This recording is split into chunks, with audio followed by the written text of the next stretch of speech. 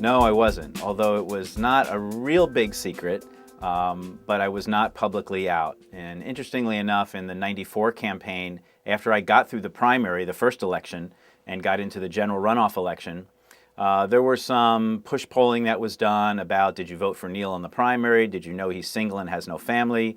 Would you support the civil rights of homosexuals if there was a ballot initiative in the community? A lot of tying it all together.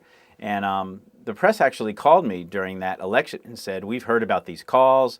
We'll write this story if you think this is a story. And still in the closet and still really unsure of what it might mean if I was openly gay running for office. This is 1990, 89, 90. I said, no, don't write that story. Let's just sort of wait. And interestingly enough, the press waited. They didn't write that story. It wasn't until 2 years into my 10 years as mayor that a lot of my detractors in the community, my adversaries coming from a real strong religious right standpoint, everyone knew sort of, what my sexual orientation was, although it was really not talked about at all. And we supported the local Gay Pride Festival. We supported the Lesbian Resource Project as a community. And these are things that the community had done before I was mayor, but we continued to do them.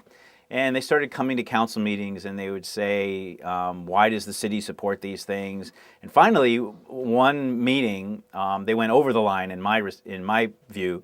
They came to the meeting and said, we know that one of you leads this lifestyle, and we also want to know about the lieutenant in the police department. We heard that there's someone in the water department, and we understand there's these homosexuals, their term, all over the city now, and we want to know why this is the case. And that was over the line for me. I mean, I'm a political figure. You can come after me. I signed up for this, but you don't go after public employees in a public forum and their private lives.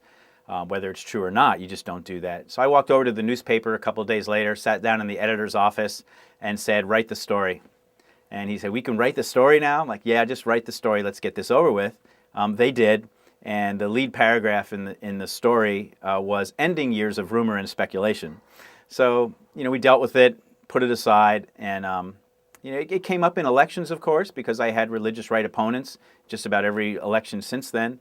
But it was never a majority, vocal minority, and we dealt with it and still moved on serving the city.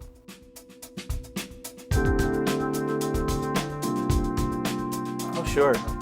Yeah, there were times where I received death threats. I had, I'll never forget this one time.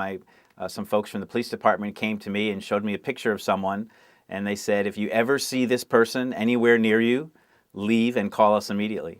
And happened to have been an individual who was a bit deranged, had been serving some time, had written some hate mail, and so yes, that happens. I think that's a fact of life for anyone who's going to be open about their sexual orientation in a place where it's not universally accepted that that's okay.